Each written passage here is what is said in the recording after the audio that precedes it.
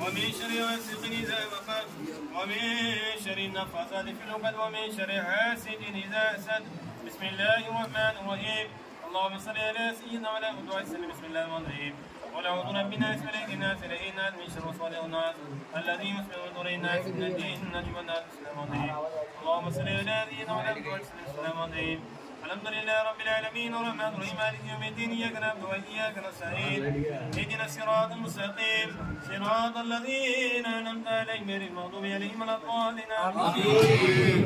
اللهم صل على سيدنا وعلى آله وسلم. بسم الله الرحمن الرحيم.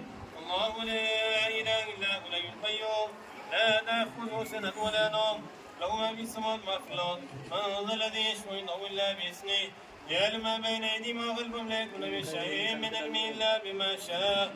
إن رحمة الله قريب من المحسنين وما أرسلناك إلا رحمة للعالمين. ما كان محمد ربا خاتم النبيين وكان الله بكل شيء عليما. إن الله وملائكته يصلون على النبي يا أيها الذين آمنوا صلوا عليه وسلموا تسليما.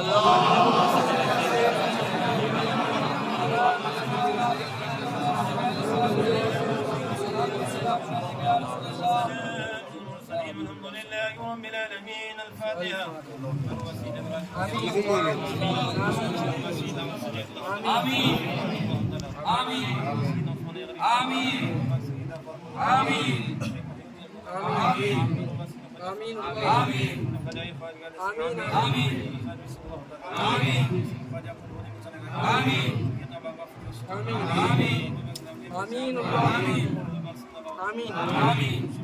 آمين آمين آمين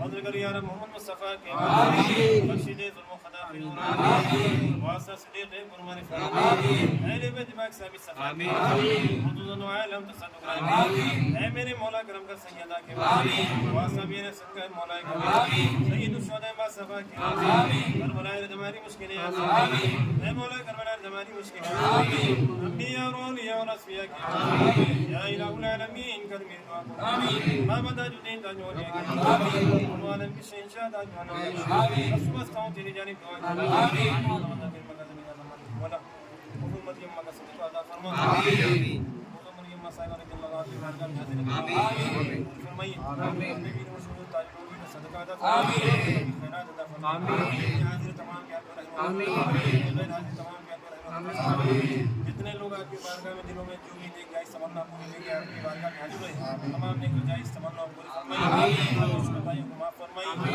पूरे हिंदुस्तान में सुकून चैन व अमन सलामती आमीन जहां पर तमाम की जान माल अता आमीन फ़लस्तीन के मुसलमान पर रहम करम अता आमीन जहां मस्जिद उनकी हिफाजत अता फरमाई आमीन और अल्लाह के दरबार की हिफाजत आमीन मौला सिलसिला ताजी का सदका अता फरमाई सरकार ताजुल की खैरात अता फरमाई अपने जद्द वाला की खैरात अता फरमाई हुजूर करम खास अता फरमाई अल्लाह ताला fi नबीही इन्नल्लाह व मलाइकतहु युसल्लूना अलन नबी या अय्युहल्लज़ीना आमनु सल्लु अलैहि व सल्लिमू